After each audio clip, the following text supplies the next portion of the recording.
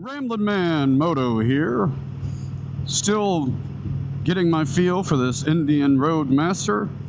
Doing a quick camera angle check. I've changed the angle on this full face helmet that I have not been wearing a whole lot lately because I've been enjoying the modular helmet, but because of that motor mount's fail, I've got a mount on order, a different brand, so I'm using this full face for the time being. I also took the handlebar camera off the Springfield right here. I have it on the left rather than the right this time because of this bike setup. I might play around more with that angle as well, just kind of doing a check. I do not have a cable run to the handlebar like I do on the Springfield to charge it, running off battery, which normally gives about 42 minutes of recording time. That's very hot here today, 91 degrees or so with humidity. So we'll see how we get along. I tend to think that the sound recording is better when you're behind this windscreen. I put the Fobo tire pressure Bluetooth tracking. I took that off the Super Chief Limited when I sold that one. I've got them on the Springfield now. The Roadmaster has tire pressure monitoring, but my understanding, if I recall correctly, is it only starts to show the temperature after you're underway. Like, I started it and checked, it was just dashes when I was at home getting ready. Whereas you can check the Fobo and it'll give you a notification if it's running low. You can set it however number you want to notify you. Now I've only been riding a few minutes and it's already higher, so I don't know if that's road temperature has caused it to go up, or if the Fobo is inaccurate, because that's not what it was showing. It is very warm today. I'd also had commented on the left leg heat I'd noticed. You know, that's in the shoes I'm wearing today. These are the boots I bought. Sorry, I'm gonna put this visor up and get some air. Now, this helmet doesn't have an internal sun visor, so it's like I'm getting all of the sun. That part's not great. I'll just crack it like that. But I noticed I put on my other boots that come further up the calf and shin, and that definitely helped absorb some of the heat, as it would, but it also makes your leg hotter, but it takes the heat from wherever it's coming from on this bike. The problem I'm having with these shoes, so I have had about 5 months of pain in my left foot, and I've been trying to figure out why. I try to rest, try to ice, and I think it coincided with wearing these shoes. So I have got very, very flat feet. Always have to try to find wide shoes, and it's hard with motorcycle shoes and boots. And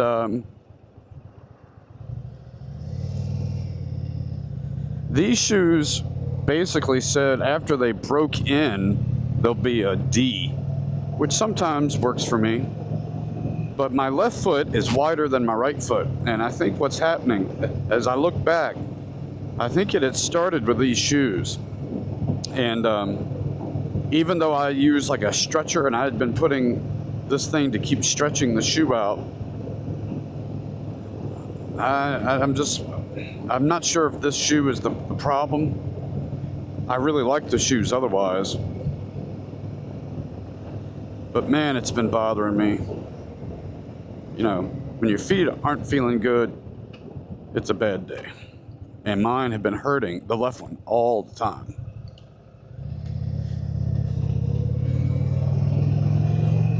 So I like the shoes, but I know that because more of my calf is exposed, I'm feeling the heat from this bike.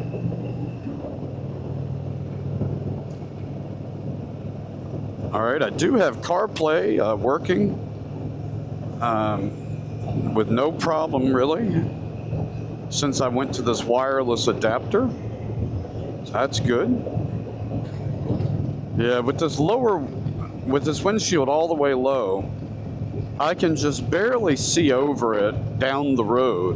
But if I want to see in front of me, I'm looking through the windshield, which, you know, that's, I guess, the case even with the windshield lower, like on my Springfield. But the problem is, like, the things I want to look at, I find that the tip of this is right in my line of sight. So I end up dropping my head like this to see if I can see better, which is not great. But it gets a little more air onto me. And then at the higher, like this removes all the air. Now, I've seen some people that own this bike recommend taking off the tour pack on the back to make the bike lighter. And of course, I got a lot of stuff I carry around in there. Curious what you guys do in such situations. If you're one that removes that, do you just use the saddlebags, I guess, or is there some other way you're carrying luggage? I think I have found that, like, when I'm coming down a hill, especially into a curve, I think because this bike is heavier, I've been coming in hot a little bit. So I've been having to really be cognizant of, this isn't the Springfield. It's got more weight, and I feel like I'm coming in too fast at times. Like right here, I think I've got to slow down and get used to this bike, and I feel like I'm really going slow, when in fact I'm probably just doing the speed limit. Curves have always still been a weakness for me, and I haven't been practicing like I should. I just don't have a lot of free time right now.